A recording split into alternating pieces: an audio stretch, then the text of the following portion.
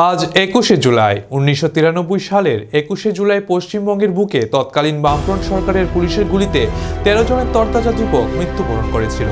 পরবর্তীকালে মমতা ব্যানার্জির নেতৃত্বে প্রতি বছর ২১শে জুলাই শহীদ দিবস হিসেবে পালন করে আসছে। আজকের দিনের সম্পর্কে বলতে গিয়ে মমতা বন্দ্যোপাধ্যায় বলেন, ওনার সামাজিক মাধ্যমে লিখেন, ২১শে জুলাই বাংলার ইতিহাসে রক্তঝরা একদিন। অত্যাচারী সিপিআইএমের নির্দেশে সেদিন চলে গিয়েছিল তরতাজা ১৩টি প্রাণ। আমি হারিয়েছিলাম আমার ১৩ জন সহযোদ্ধাকে। তাই ২১শে জুলাই আমাদের কাছে একটা আবেগ। আজকের পশ্চিমবঙ্গে ব্রিগেড হতে যাচ্ছে বিশাল সমাবেশ। এই সমাবেশে অখিলেশ যাদবের উপস্থিত থাকার কথা রয়েছে। আজকের এই শহীদ দিবসে সামনে রেখে তৃণমূলের দিকটিকেও যথাযথ মর্যাদায় পালন করে।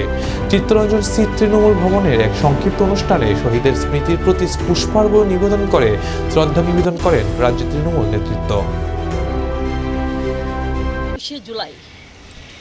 ২১শে জুলাই ১৯৯৩ সালে এই পশ্চিম বাংলায় ৩৪ বৎসরের অত্যাচারে যখন আমাদের মা মাটি মানুষের নেত্রী মমতা বন্দ্যোপাধ্যায় যখন মিছিল নিয়ে রাজপথে যখন চলছেন, তখন প্রকাশ্য দিবালোকে ১৩ জনকে গুলি করে মেরেছিল।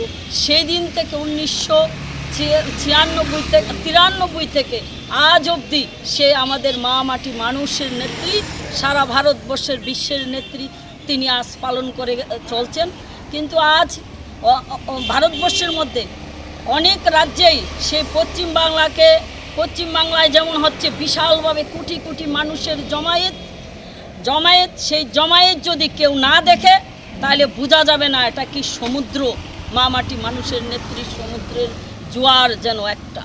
তাই আজ সেই পশ্চিমবাংলার সময় মতে আমরা সমস্ত ত্রিপুরার প্রদেশ তৃণমূল, মহিলা প্রদেশ তৃণমূল, সবাই যুব ছাত্র শ্রমিক ওবিসি সমস্ত সবাই মিলে আমরা আজ ২১শে জুলাই পালন করছি।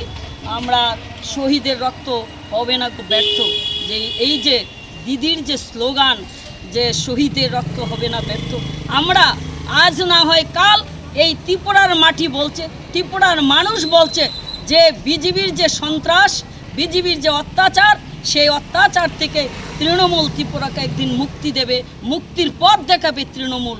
যেভাবে পশ্চিমবাংলায় দিদি পথ দেখিয়েছিল, ঠিক সেইভাবেই এই ত্রিপুরা তো বাংলা যে সন্ত্রাস আমরা তিস্তার পঞ্চায়েতে যে সন্ত্রাস এবার দেখলাম, যে পশ্চিমবাংলায় কি সন্ত্রাস, তারা বলে পশ্চিমবাংলায় সন্ত্রাস, ত্রিপুরাতে যে সন্ত্রাস, ত্রিপুরাতে যে সন্দেশকালীর ঘটনা, মহিলারা সুরক্ষিত নয়, সারা রাজ্যের প্রশাসন ভেঙে পড়েছে। তাই সেই অত্যাচার থেকে মুক্তি দেবে তৃণমূল কংগ্রেস প্রতিষ্ঠিত হবে।